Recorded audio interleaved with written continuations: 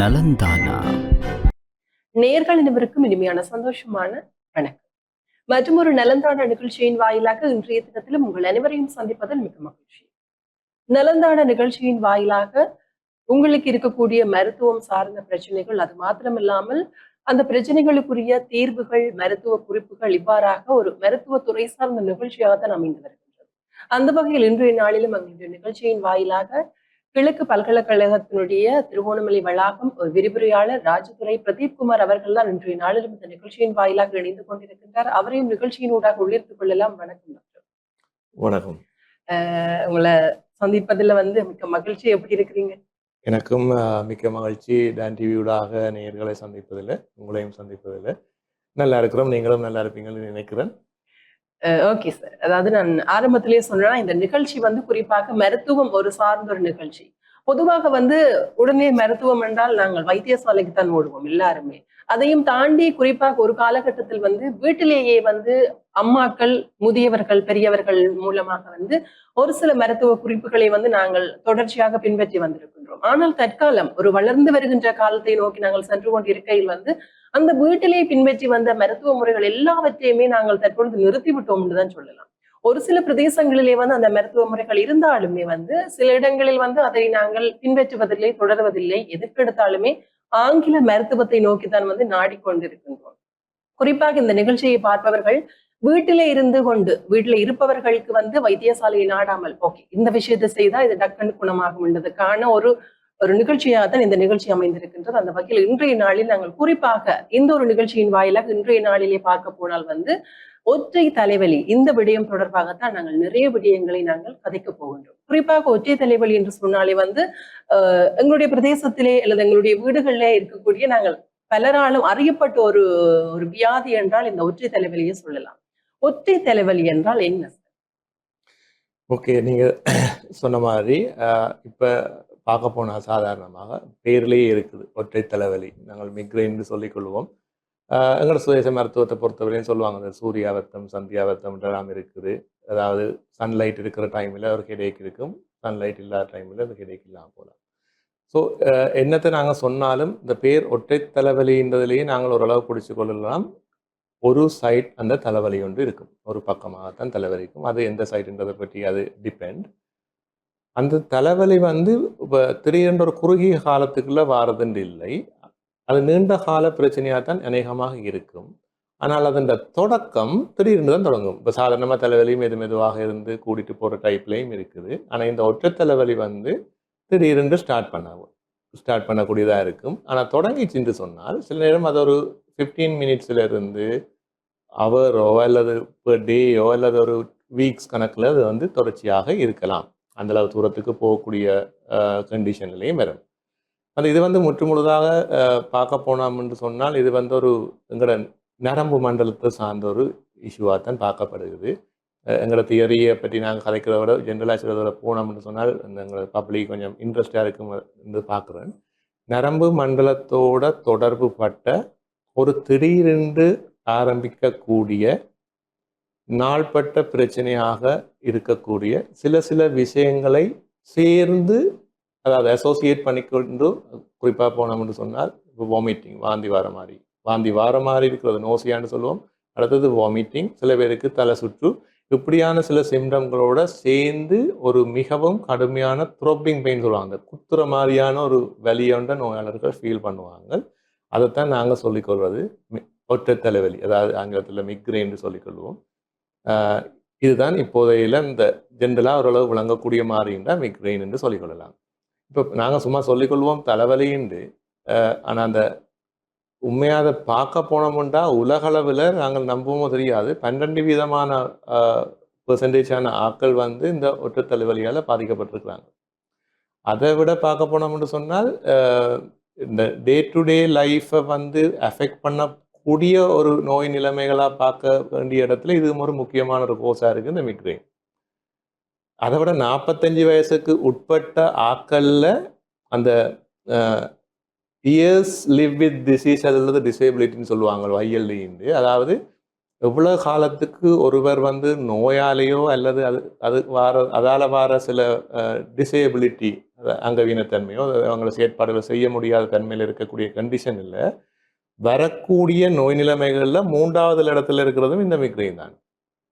அப்ப இவ்வளவு தூரமான பாரிய பிரச்சனைகளையோ ஒரு நாள்பட்ட ஒரு நாளில் செய்யக்கூடிய ஒரு மனுஷரால் செய்யக்கூடிய வேலைகளை பாதிக்கப்படுத்துகிற அளவுக்கு இந்த மிக்ரைன் இருக்கின்றது வந்து உண்மையாகவே ஒரு பிரச்சனை தான். கட்டாயம் சார். நாங்கள் குறிப்பாக வந்து இது ஒரு பழக்கப்பட்ட ஒரு வியாதியாகத்தான் இருக்கின்றது. எல்லோருடைய வாயாலும் நாங்கள் அதிக அளவில் கேட்டிருக்கின்றோம். எனக்கு ஒற்றை தலைவலி, எனக்கு ஒற்றை தலைவலியாக இருக்கின்றது என்று பலர் கூறிக்கொள்வார்கள். நீங்கள் ஆரம்பத்திலே ஒரு விடயம் சொல்லியிருந்தீர்கள், நான் ஒற்றை தலைவலி என்றால் என்னென்று கேட்கின்ற பொழுது. அதற்கு முன்னர் ஆரம்பத்திலே சொல்லியிருந்தேன், வீடுகளிலே வந்து பெரியோர்கள் அவர்களால் முன்னெடுக்கப்படுகின்ற ஒரு சில முறைகள் கூட இருக்கின்றது. இந்த ஒற்றை தலைவலிக்கு பல இடங்களில் இப்பவுமே வந்து பெரியோர்களால் கூறப்படுகின்ற ஒரு கருத்தொன்று இருக்கின்றது. குறிப்பாக ஒரு ஒற்றை எண்களில் சொல்வார்கள், 3 அல்லது 5 அல்லது 9 நாட்களுக்கு சூரியனை பார்த்து பூ போட்டு கும்பிட்டால் வந்து ஒற்றை தலைவலி சரியாகும் என்று சொல்லி ஒரு ஒரு விதமான ஒரு நம்பிக்கை ஒன்று இருக்கின்றது, இன்றைய காலத்திலும் கூட இருக்கின்றது. இந்த கருத்துக்கும் இந்த வருத்தத்துக்கும் ஏதாவது தொடர்பு இருக்கா சார்? மருத்துவத்தை பற்றி யோசிச்சோம் என்று சொன்னால், இந்த ஒற்றை நாட்கள்ல சூரியனை பார்த்து பூ போட்டு கும்பிடுறதுக்கும் இந்த தலைவலி மாறுறதுக்கும் உரிய எந்த விதமான ஆராய்ச்சிகள் முடிவுகளோ இல்லை. சில சமய ரீதியான நம்பிக்கைகள்ல சில பேர் செய்துட்டு இருக்கணுமே ஒழிய, ஒற்றை தலைவலியை மாற்றக்கூடிய எந்த ஒரு எந்த விதமான ஒரு விஞ்ஞான முறையான விளைவுகளும் இதால வந்து ஏற்பட போறது கிடையாது. என்னன்னு சொன்னப்ப நாங்கள் சொன்ன மாதிரி ஒன்று இப்போ எங்களோட தியரியோ, அதாவது சுதேச மருத்துவ முறைகளில் சொல்லப்பட்டிருக்கிற தியரியோ அல்லது ஆங்கில மருத்துவத்துறையில் சொல்லப்பட்டிருக்கிற தியரியோ சொல்றது வந்து நரம்பு சம்பந்தமான சில பிரச்சனைகள் வரக்கூடிய நிலைமையில் தான் இது ஆங்கில மருத்துவத்துறையை பொறுத்தவரையில். இப்போ அதே மாதிரி எங்களோட சித்த மருத்துவத்துறையை பார்த்தோம்னு சொன்னால் அந்த சில பேசிக்காக இருக்குது, வாத பித்த கபம் அந்த 3 அடிப்படை விஷயங்களை வச்சுக்கொண்டு தான் மூவ் பண்ணிக்கொண்டே போகுது. அதில் கூடுதலாக பித்தத்தோடு ஒரு ஒத்து போகக்கூடிய ஒரு நோய் நிலைமையாகத்தான் இதை பார்த்து கொண்டிருக்கிறோம். ஆகையால் இப்போ நாங்கள் இந்த வர ஒற்றை தலைவலிக்கு சரியான இதுதான் காரணம் என்று எந்த விதமான நூல்களிலையும் இல்லை. இந்த காரணத்தால் இப்போ நாங்கள் மழையில் நினைஞ்சோம்ட்டா காய்ச்சல் வருதுன்னு சொல்கிற மாதிரி ஒற்றை தலைவலி இதாலாம் ஒற்றை தலைவலி வருதுன்னு இல்லை. ஆனால் சில காரணங்கள் வந்து இந்த ஒற்றை தலைவலிக்குரிய ரிஸ்கை வந்து கூட்டும். அது வந்து கிளியராக எல்லா இடத்துலையுமே சொல்லியிருக்கிறாங்க. இப்போ அதில் வந்து முக்கியமாக நாம் பார்த்தோம்னு சொன்னால் ஃபோட்டோஃபோபியான்னு சொன்னால், அதாவது இந்த லைட் கூடுதலான ஒரு ஃபோக்கஸான லைட்டு வந்து இதில் எக்ஸ்போஸ் ஆகிறது. அதே மாதிரி கூடின சவுண்டு இப்போ சில இடங்களில் கோயில்களில் நல்ல ஸ்பீக்கரோட சவுண்டை போட்டுக்கிட்டு இருந்தாங்கன்னா இதுகள் வந்து மிக்ரைன் ஒற்றை தலைவலி இருக்கிற ஒரு ஆளுன்ற கண்டிஷனை டக்குன்னு கூட்டலாம். அதே மாதிரி சில உணவு பழக்கங்கள், இப்போ சில பேருக்கு ஒரு ஹேபிட் இருக்குது, இந்த கூடுதலாக சாக்லேட் சாப்பிட்றது, கூடுதலான ஸ்வீட் ஐட்டம் எடுக்கிறது வந்து இந்த ஒற்றை தலைவலிக்குரிய செயற்பாட்டை கூட்டிடும். அதே மாதிரி கேஃபீன், இந்த காஃபி அடிக்கடி குடிக்கிறவர்கள் அதுகளும் வந்து கூட்டலாம். அதை விட இப்போ இருக்கிற ரீசெண்டான இஷ்யூஸை பார்த்தோம்னா 2 விதமாக யோசிக்கலாம். ஒன்று புவர் ஸ்லீப் வந்து குறைகிறது, நித்திரை வந்து குறைகிறது. 2வது இரகுலர் ஸ்லீப், இடைக்கிட நித்திரை குழம்பி வாருது. அப்போ இது 2மே எங்களுக்கு இந்த பிரச்சனையை கூட்டிட்டு ஒற்றை தலைவலி இந்த அட்டாக் வரக்கூடிய சான்ஸை கூட்டலாம். அதை விட மேலதிகமாக பார்த்தோம்னு சொன்னால் ஃபாஸ்டிங், இப்போ கொஞ்சம் காலமாக தொடர்ச்சியாக விரதங்கள்னு சொல்லி ஃபாஸ்டிங், அதாவது இல்லாட்டி சாப்பாடை நாங்கள் ஸ்கிப் பண்ணுறது, ஒழுங்காக சாப்பிட்டுட்டு வந்தால் இன்றைக்கு அவசரம்னு சாப்பிடாமல் ஸ்கிப் பண்ணினோம்னு சொன்னால் இப்படியான சில இஷ்யூஸாலையும் வந்து எங்களுக்கு ஒற்றை தலைவலி வந்து கூடுறதுக்குரிய வாய்ப்புகள் எங்களுக்கு நிறைய இருக்குது. அதை விட மேலதிகமாக நாங்கள் பார்த்தோம்னா சைனஸ், சாதாரணமாக இந்த சைனோசைட்டிஸ்ன்னு சொல்லுவாங்க, முகங்கள் எல்லாத்துல இருக்கிற அந்த சாதாரணமாக காற்று நிற்கிறதுக்குன்னு சில கேவிட்டிகள் ஸ்பேசஸ் இருக்குதுங்கிறது, அதுகளில் வந்து சாதாரணமாக யார் இருக்கும். சில காரணங்களால் அதில் வந்து ஃப்ளேம்கள் சேர்ந்து அதில் என்ன சரி ஏதாவது ஒரு தாவிதம் ஒன்று நடந்துச்சுன்னு சொன்னால் அப்படியான நோய் நிலைமைகள்லையும் வந்து இந்த ஒற்றை தலைவலி இந்த தாக்கங்கள் கூடுதலாக ஏற்படக்கூடிய வாய்ப்புகள் இருக்குது. சரி சார், இந்த ஒற்றை தலைவலிக்கான ஒரு விளக்கமான காரணத்தை வந்து சொல்லியிருந்தீர்கள். குறிப்பாக நீங்கள் சொன்ன ஒரு பதில்ல இருந்து எனக்கு ஒரு கேள்வி, எனக்கு ஒரு ஒரு டவுட் ஒன்று. அதிகளவில் கோப்பை அருந்துவதால் வந்து ஒற்றை தலைவலிக்கான ஒரு காரணமாக சொல்லியிருந்தீர்கள். ஆனால் குறிப்பாக வந்து நாங்கள் பெண்களோ சரி ஆண்களோ சரி எடுத்துக்கொண்டால் எங்களுக்கு தலைவலி ஏற்படுகின்ற பொழுது அனைவரும் நாடுகின்ற ஒரே ஒரு மருந்து அல்லது மருத்துவம் என்று சொன்னால் ஒரு தேநீர் குடிப்பது, ஒரு கோப்பை குடிப்பதை தான் எல்லோரும் எடுக்கிறார். வேலை செய்து கொண்டு அலுவலகங்களில் கூட அல்லது வேலை புரியும் இடங்களில் கூட தலைவலிக்குது என்றால் உடனடியாக ஒரு டீ அல்லது ஒரு காஃபி ஒன்று குடிச்சா அது சரியாகிடும். இன்னொரு பிரம்மையை வந்து நாங்கள் எங்களுக்குள்ளே உருவாக்கி வைத்திருக்கின்றோம். ஆனால் நீங்கள் கூறியிருக்கின்றீர்கள் அதுக்கு ஒரு ஒரு முரணான கருத்து. அப்ப இது என்னன்னு சரியாகுது? இப்போ நான் சொன்னதுனால கோப்பி கேஃபீன், அந்த கேஃபீன்ன்றது வந்து எங்களோட கோப்பியில் வந்து கூடுதலாக இருக்குது. கேஃபீன் வந்து டிரெக்டாகவே எங்களுக்கு இந்த ஒற்றைத்தலைவலின்ற இன்சிடெண்ட்டை கூட்டும்னு சொல்லியிருக்கு. இப்போ டீயை பற்றி பிரச்சனை இல்லை. இப்போ நாங்கள் உண்மையாக ஒரு பார்த்தோம்னு சொன்னால் இந்த டீயோ கோப்பியோ இப்போ எங்களோட காலத்தில் இது அடிப்பட்டுருக்குன்னு சொன்னால் வெள்ளைக்காரற்ற காலத்தில் வந்த விஷயம்தான். அதுக்கு முன்னே யாரும் டீயை பற்றி யோசித்ததும் கிடையாது. எனிவே இப்போ நாங்கள் எங்களுக்கு சில ஆராய்ச்சி முடிவுகள் திட்ட தெளிவாக சொல்லியிருக்குது. கெஃபீன் எடுக்கிறதால எங்களுக்கு ஒற்றைத்தலைவலி வருமென்று இல்லை, ஒற்றைத்தலைவலி இருக்கிறவைக்கு வந்து அந்த எபிசோட் அட்டாக் வந்து கூடுறக்குரிய வாய்ப்புகள் இருக்குது. இன்னொரு விஷயத்தை பார்த்தோம்னு சொன்னால் இன்னொரு இன்ட்ரெஸ்டிங்கான விஷயம் ஒன்று இருக்குது. ஆண்கள் பெண்களுக்குரிய ரேஷியோன்ற பார்த்தோம்னு சொன்னால் ஆண்களை விட பெண்களுக்கு வந்து ஒற்றைத்தலைவலி வார வீதம் வந்து 3 மடங்கு கூட அதிக அளவில் இருக்கிறது. அதுலேயும் வந்து கூட இந்த ஒற்றைத்தலைவலி வந்து ஜங் அடல்ட்ஸ் அண்ட் அடலசன்ஸ் அந்த பீரியட்ல வந்து கூடுதலாக வார தன்மைகளை தான் நாங்கள் பார்த்துக்கொள்ளலாம். இப்போ ஒரு வயது முதிர்ந்தவர்களுக்கு வாரதை விட இப்படியான இளவயது பெண்களுக்கு கூடுதலாக வரக்கூடிய சாத்தியங்கள் காணப்படுகிறது. சரி சார், நாங்களுமே இந்த ஒற்றை தலைவலி இந்த ஒரு நோய் நிலைமையினுடைய பல விடயங்களை பார்த்து கொண்டிருக்கின்றோம்.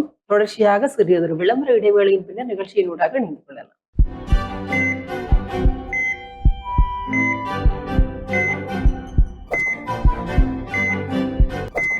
நலந்தானா விளம்பர இடைவெளியை தொடர்ந்து மீண்டும் நிகழ்ச்சியின் வாயிலாக இணைந்து கொண்டிருக்கின்றோம். இன்றைய நாள் நலந்தானா நிகழ்ச்சியில் ஒற்றை தலைவலி தொடர்பான பல விடயங்களை நாங்களும் கலந்து ஆலோசித்துக் கொண்டிருக்கின்றேன். விளம்பர இடைவேளைக்கு முன்னர் கூறியிருந்தீர்கள் டாக்டர், அதாவது ஆண்களை காட்டிலும் பெண்களுக்கு அதிக அளவில் இந்த ஒற்றை தலைவலி ஏற்படுவதற்கான சாத்தியக்கூறுகள் காணப்படுகின்றது. அது ஒரு ஆராய்ச்சியின் முடிவாக கூட ஒரு எடுக்கப்பட்ட ஒரு முடிவாகத்தான் இருக்கின்றது.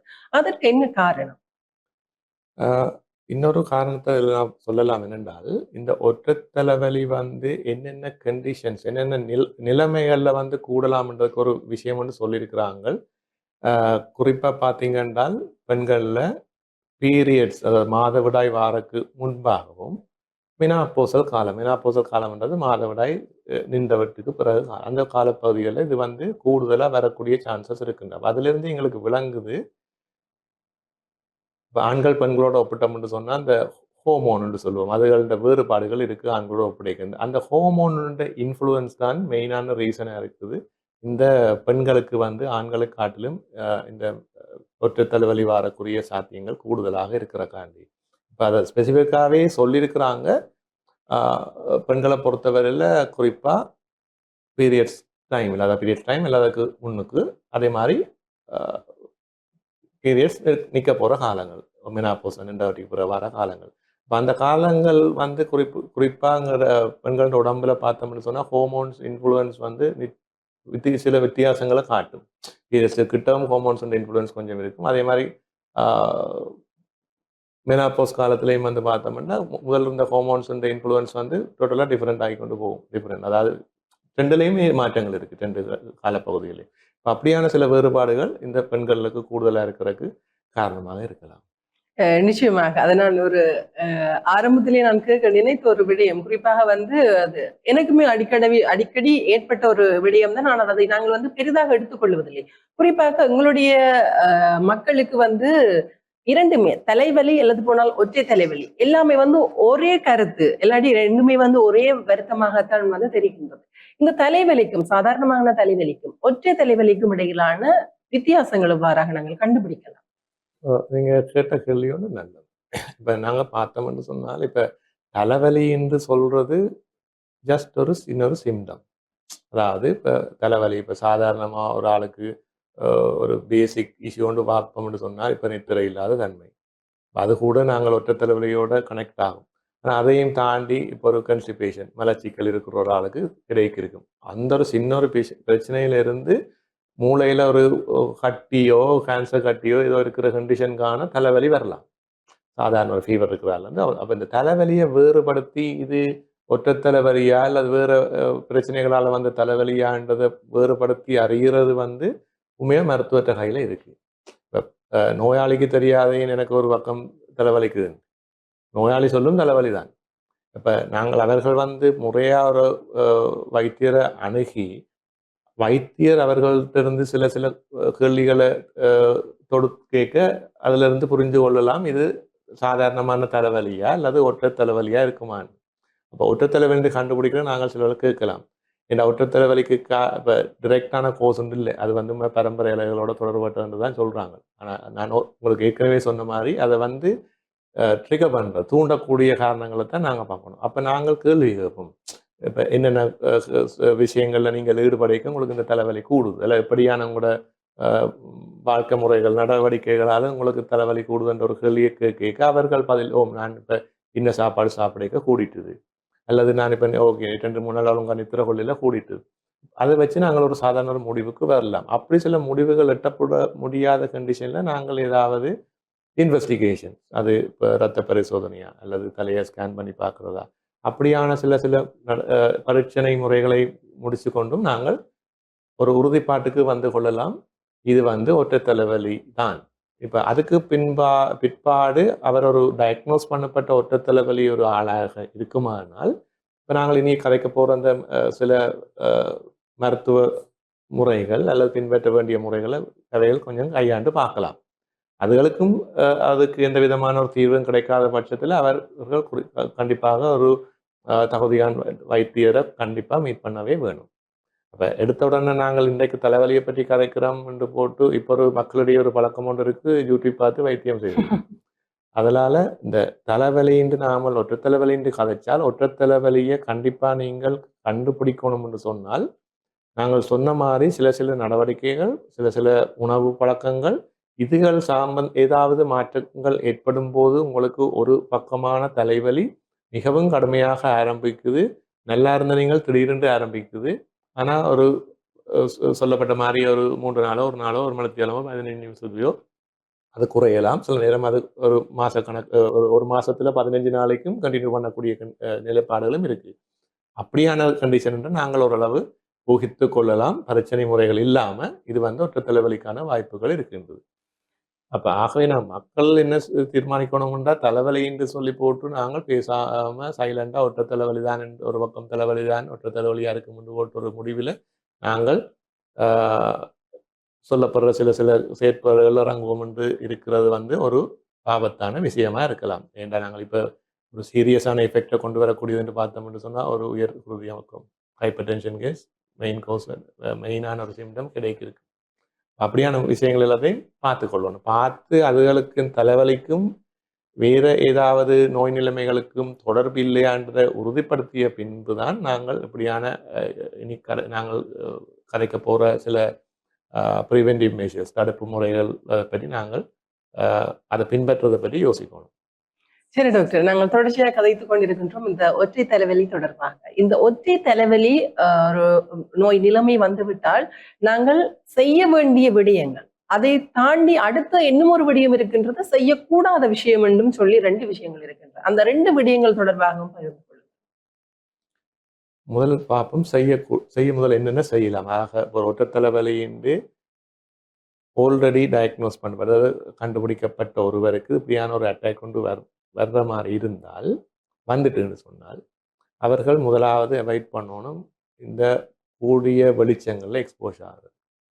2வது வந்து மிச்சம் சவுண்ட் உள்ள ஒரு வீட்டில் டிவி சத்தமாக இருக்குது, எல்லாம் ஏதாவது ஒரு கோயிலில் அப்படியான இடங்களில் க்ரௌடாக இடங்கள் ஒரே சத்தங்கள் தாங்க முடியாத அப்படியான ஒரு இடத்துல எக்ஸ்போஸ் ஆகிறாங்கன்னு சொன்னால் அவங்க பெட்டர் ஒரு சவுண்ட் ஃப்ரீ உள்ள இடம் என்வாயன்மெண்ட், அதே நேரம் டார்க்கான ஒரு ரூம்ஸில் பேசாமல் சைலண்டாக இருக்கிறத பார்த்துக்கொள்ளலாம். ஒன்று சவுண்ட் இப்போ வீட்டில் என்று சொன்னால் டிவி ஓடுதுண்டா சரி ஓகே டிவி ஆஃப் பண்ணி போட்டு வந்து ரூமில் லைட் ஆஃப் பண்ணி போட்டு கொஞ்சம் சைலண்டாக இருந்து கொள்வது அவங்களோட அந்த சிவியாரிட்டியை குறைக்கும், பாரதூரத்தன்மையை குறைக்கும்.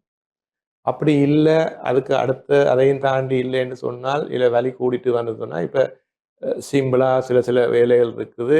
இந்த டெம்பரல் ரீஜன் சொல்லுவாங்கள்ல, எங்களோட 2 பக்கம் இருக்கிற இந்த ஏரியாவில் வந்து கிளாக் வைஸ் மணிக்கூற்று முள்ளு சுற்றுற பக்கமும் அதுக்கு எதிர்பக்கமாகவும் 10 தரம் கொஞ்சம் சின்ன ஒரு ப்ரெஷர் கொடுத்து சுற்றிடும். அப்படி ஒரு டெம்பரல் மசாஜ்னு சொல்லிக்கொள்ளும். அதை வீட்டில இருந்தே சின்ன ஒரு அவைக்கு தாங்கக்கூடிய ஒரு அளவு ப்ரெஷரை கொடுத்து clockwise and anti clockwise ஒரு 10 டைம்ஸ் அப்படி செய்யணும். அதை விட வேறு வேறு பாயிண்ட்ஸும் சொல்லிக்காங்க. அதில் மசாஜ் செய்கிற அதே மாதிரி இப்போ நாங்கள் இந்த 2 புருவமும் சந்திக்கிற இடம் இருக்குது. அந்த சந்திக்கிற இடத்துலையும் வந்து நாங்கள் கிளாக் வைஸும் ஆன்டி கிளாக் வைஸ்லையும் ஒரு மசாஜ் செய்யலாம், 10 டைம்ஸ் செய்யலாம். அதே மாதிரி ஜஸ்ட் எபவ் அந்த புருவம் சந்திக்கிறதுக்கு மேலே இப்போ நாங்கள் போட்டு வைக்கிற இடம்னு சொல்லலாம். அதுலேயும் அதே மாதிரி ஒரு மசாஜ் செய்யலாம். இல்லாட்டி இங்கிற இயர் பாயிண்ட், இயர் வந்து மீட் பண்ணுற பாயிண்ட் அதுகள்லையும் வந்து நாங்கள் சேம் 10 டைம்ஸ் ஒரு just clock and anti clock வைஸில் மசாஜ் பண்ணிக்க அது கொஞ்சம் ஒரு சப்போர்ட் ரிலீஃப் ஒன்று கொடுக்கும். அது இல்லாட்டி இப்போ நாங்கள் ஒரு ஈர துணியை போட்டு எங்களோட நெத்தியை துடைக்கலாம். ஒரு நாள் அந்த ஐஸ் வாட்டர் பாவிக்கிறது, ஐஸ் கியூப் வைக்கிறத தவிர சாதாரண வெதுவெதுப்பான நீரில் நினைச்ச துணியை ஜஸ்ட் போட்டு விடலாம். அப்படி இல்லைன்னா கூலிங் எஃபெக்டை கொடுக்கக்கூடிய சில இப்போ நாங்கள் சந்தனம் பூசுறது, சந்தனத்தை அரைச்சி அதை பூசி விடுறது, அதுகளெல்லாம் கொஞ்சம் ரிலீஃப் ஒன்றை கொடுக்கும்.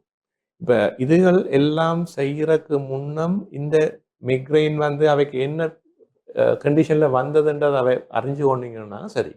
சப்போஸ் அவங்க இப்போ ஒரு நித்திரை முழிச்சதால தான் அந்த அல்லது தூக்கம் டிஸ்டர்ப் ஆகினதால வந்த ப்ராப்ளம்னு சொன்னால் பெட்டர் அவங்க ஒரு செடேட்டிவ், ஒரு நித்திரையை உண்டாக்கக்கூடிய ஏதாவது மெடிகேஷன்ஸை வந்து டாக்டர்கிட்ட அட்வைஸோடு எடுத்துகிட்டு கொஞ்சம் வடிவாக சொல்லி போய் வந்தாங்களோ, நெருடி சொல்லி கொண்டு போய் வந்தாங்களே அது கியூராங்க.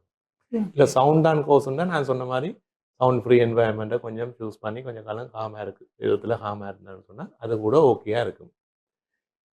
அது இந்த மெதட் இல்லாமல் அதை விட நாங்கள் சும்மா ரைட் ஓகே நாங்கள் வீட்டில் என்ன சரி இதை குறைக்க போகிறோம்னு ட்ரை பண்ணணும்னு சொன்னால் இப்போ நார்மலாக கடையில் கேள்விப்பட்டிருக்கீங்க அமுக்கராண்டு இருக்கு, அமுக்கரா கிழங்கு இப்போ கடைகளில் வாங்கலாம். வாங்கினா அதை நாங்கள் பவுடர் பண்ணி போட்டு அதை நாங்கள் பாலில் மிக்ஸ் பண்ணி குடிக்கலாம். நல்ல ஒரு எஃபெக்ட் ஒன்று இருக்குது. அதை அமுக்கரா வித்தானியா சோமனிஃபராண்டு வாங்கலாம் பொட்டிக்கல் படி. அதில் வந்து நிறைய எஃபெக்ட் இருக்குது. ஆன்டி இன்ஃப்ளமேட்டரி எஃபெக்ட்னு சொல்லுவாங்க, அனல்ஜெசிக் எஃபெக்ட். ஆன்டி இன்ஃப்ளமேட்டரிக்குன்னா உடம்புல என்ன சொல்லி தாபிதம் வந்தாலும் அதை குறைக்கின்றது. அதே மாதிரி அனல்ஜெசிக்னா பெயின், எங்களுக்கு பெயினை தெரியாமல் பண்ணக்கூடிய எஃபெக்ட். அடுத்தது இப்போ எல்லாருமே காய்ச்சிட்டு இருக்கிறாங்க ஆன்டி ஆக்சிடென்ட். அது செல் லெவலில் இன்னொரு ஸ்ட்ரெஸ் வருதோ அதை குறைக்கிறதுக்கு ஒரு தரமான அதே நேரம் சோம்னிஃபரஸ்ன்றே இருக்குது, சோம்னியான தூக்கம். அப்போ இது வந்து இந்த நித்திரையை கொண்டு வரும். அப்போ இந்த இவ்வளவு 4 எஃபெக்டும் சேர்ந்து இருக்கக்கூடிய ஒரு நல்ல ஒரு பிளான்ட் டைப் மெடிசின் இல்லாமல் ஹோம் ரெமெடியாக யூஸ் பண்ணலாம்னு சொன்னால் அமுக்குறா. அதை நாங்கள் பவுடர் பண்ணி போட்டு இப்படி பாலில் கலந்து கூட எடுத்துக்கொள்ளலாம்.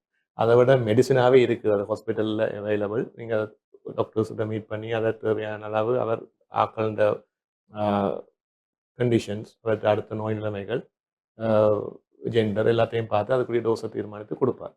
இது நார்மலாக செய்யலாம். அதை இல்லாட்டி எங்களுக்கு நாங்கள் காய்ச்சல் நேரம் கொடுக்குற மாதிரி இந்த கொத்தமல்லி சீரகம் எல்லாம் போட்டு குடிக்கிற தண்ணி, அது கூட எங்களோட தியரியில் பார்த்து பித்தத்தை தணிக்கக்கூடிய சொல்லுவாங்களே பித்தம் கூடிட்டு அதுகளை தணிக்கக்கூடிய மாதிரி நாங்கள் அதை ஒரு டிகப்ஷனாக காய்ச்சி கூட குடிச்சு கொள்ளலாம்.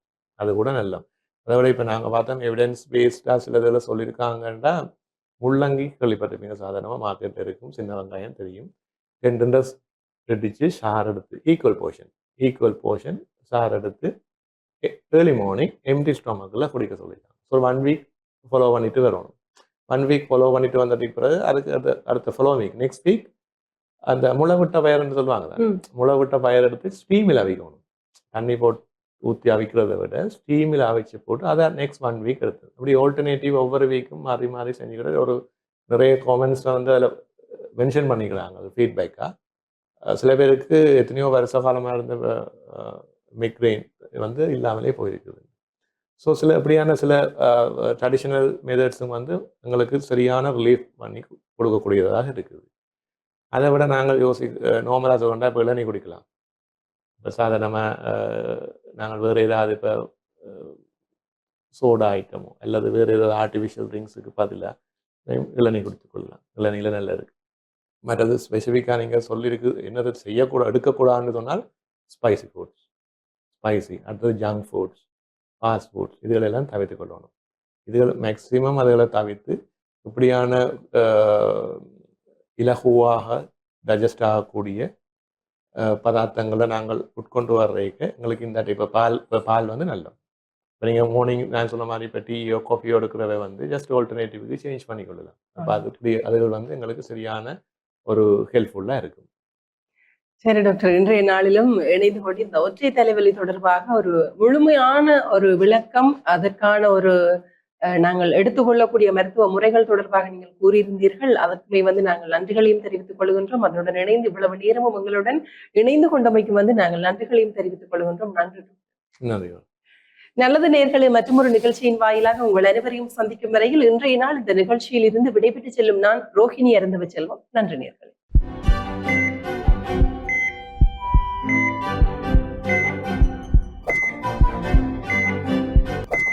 நலந்தானா.